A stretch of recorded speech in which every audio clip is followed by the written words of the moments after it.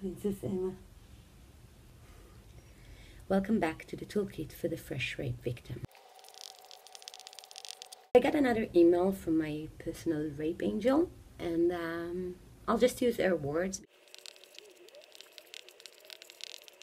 Rape is not what we got used to seeing in films. A woman is being raped, she showers, she cries for 4 days and go on with her life. Surviving rape creates a chronic condition for us, and as a chronic condition it affects all walks of life.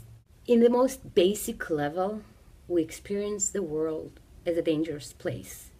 Now, admittedly, there is a good reason to assume this world is not awesome. Having said that, the extent of tension, anxiety, and fear it creates with us is somewhere high above what we should have. I always felt the safest when I was somewhere which was kind of up, looking down at the world. As a child, I would climb trees, and I feel the safest when I was sitting up on the tree, seeing the world, but not letting the world see me. As I grew up, I replaced the tree in balconies, and my favorite location or position was sitting in a balcony or sitting on a window, looking down at the street, seeing the street, not letting the street see me. I think the most obvious anxiety is man-related anxiety. Simple things, a guy accidentally touching you, not accidentally, shaking hands, getting a hug. Those situations could immediately bring us back into a very traumatized place, to a very fearful place. Every man's touch becomes a trigger to remember your post-traumatic disorder. I remember once, ages ago, I was with my mother in India, and I was trying on a sari. And the guy in the shop who was helping me put the sari on brushed his hand against my breast. Now, you can argue whether or not he did it intentionally, but the moment I felt that I held his hand and I was about to basically hit him, my response was definitely not proportional. There was a man, and he touched me and he crossed my boundaries, and my response was explosive. It just came out of me. We might shake someone's hand, we might hug someone, and immediately freeze.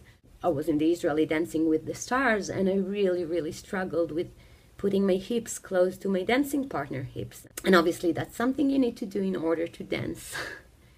Obviously trust is an issue for us. Trust with men is a bigger issue. Until today, every time I'm invited to a man's house, whether it's for a dinner party or any other gathering, my first thought is always, is he only doing that to get me over and rape me? Obviously, in all the times I've managed to overcome this anxiety, that was never the case. It is more in my head than it is in real life. But the fact that it's in our head doesn't make it less scary. Some of us might be afraid of a situation in which a man would try to touch us and will be unable to say no. The anxieties are not only from the outside world, from men around us. The anxiety also has to do with the way we respond to situations like that. Could we say no? Could we resist? Could we escape? Could we scream?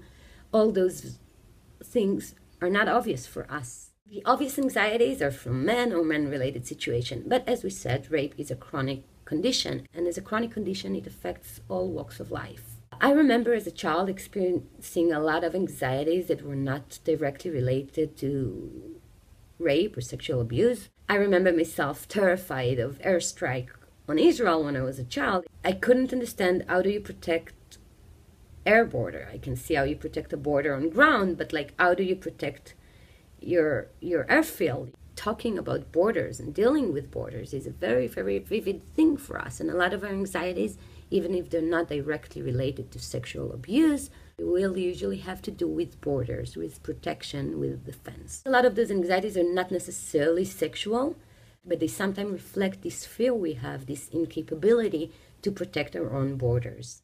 I don't think any girl or woman likes to go to a gynecologist, but for women like us, going to a gynecologist is quite an horrific experience. I went to a male gynecologist for years, and I hated the experience, and I didn't really think about that until in one stage I found a female gynecologist who I felt way safer with. Only when my rape angel told me about her experience going to the gynecologist did I realize that those things I was feeling were so connected to my trauma.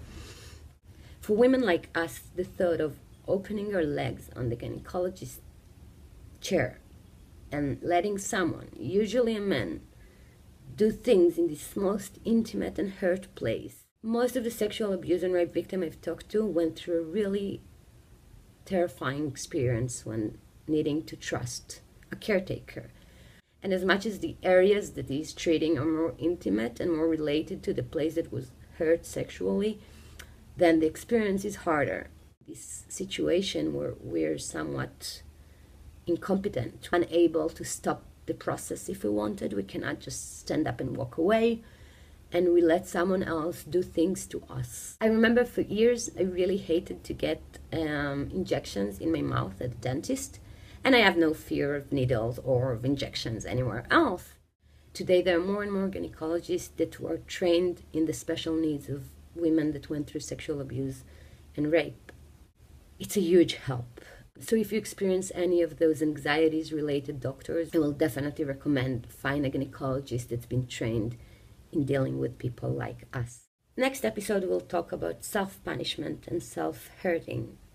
You know exactly what I'm talking about. So please, don't hurt yourself anymore. We cannot let them win over us again.